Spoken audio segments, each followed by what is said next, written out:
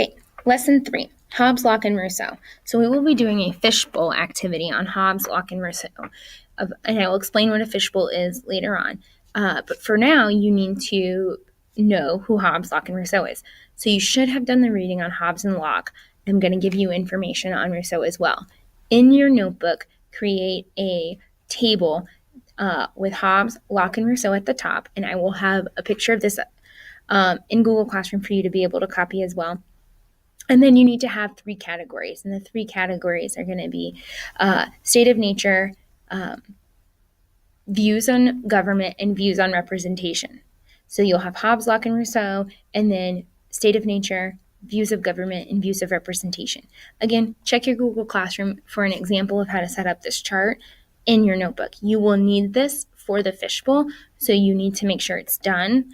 Otherwise, you won't be able to participate in the fishbowl activity that we are going to do later on. Our objective. Students will discuss the philosophers Hobbes, Locke, and Rousseau and their views on government. So we're going to be looking at these 3 philosophers, and they were very influential during the Enlightenment time and further on throughout history. And we're going to look at their views on government. Our opening question. So write these in your notebook so that you can refer back to them. So what do you think is the purpose of government? Answer that question in your notebook. Why do we have government? Again, write the question down, answer it in your notebook. I will be checking your notebooks before we do the fishbowl. So you should take a minute, write these 2 questions down. You can pause the video so you have time to write and answer these. Thomas Hobbes asked the question, why do we need government?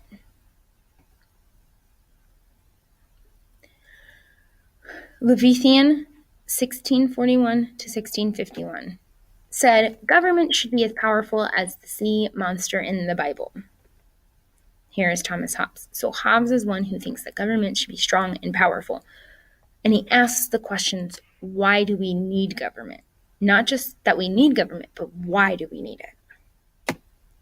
So Hobbes had this idea on the state of nature. So this is where in your chart that you have made in your notebook, you want to fill out under Hobbes for state of nature. You want to fill these things out. So Hobbes' ideas of state of nature. Hobbes believed that humans in their state of nature, in their natural state of existing, were in a state of war.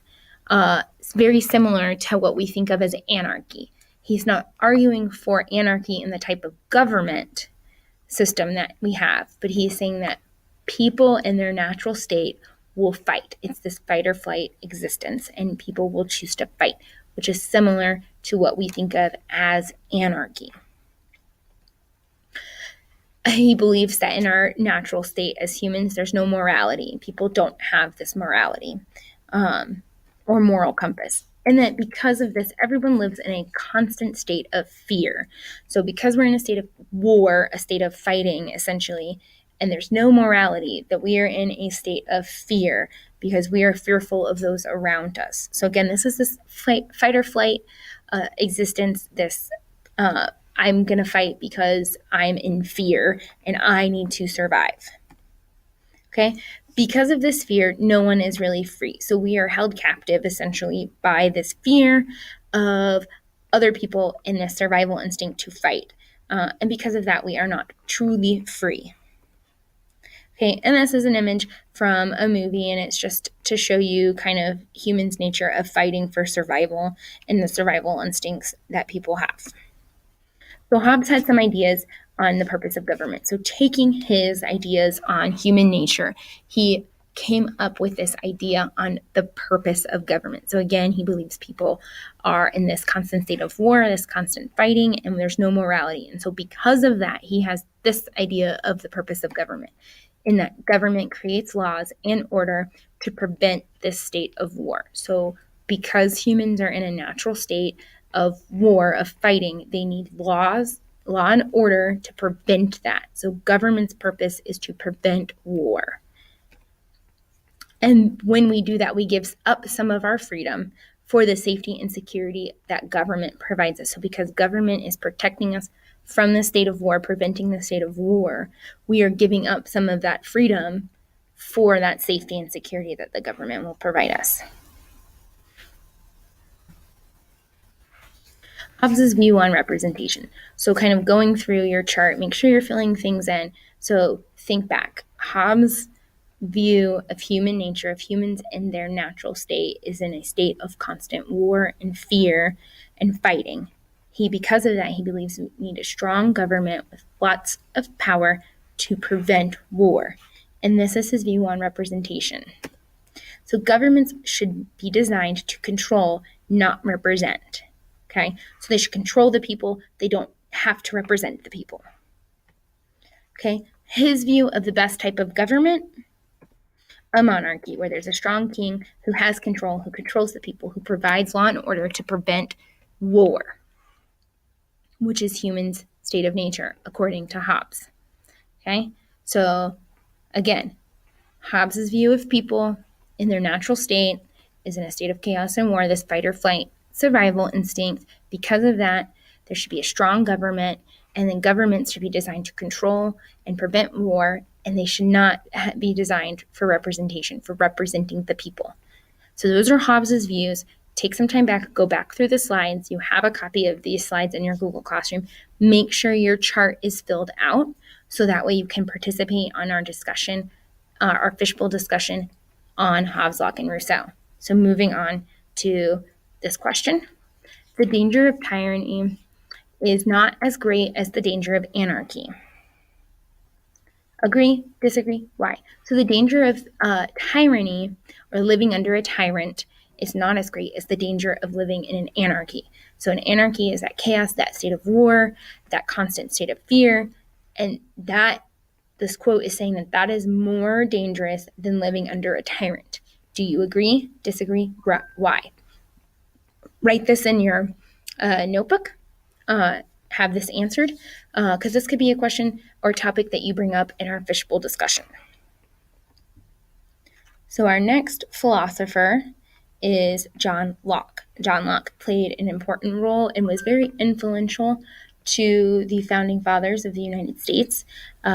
Some of his philosophies influenced the Declaration of Independence that Thomas Jefferson wrote and had some impact on the creation of the government with which we have today.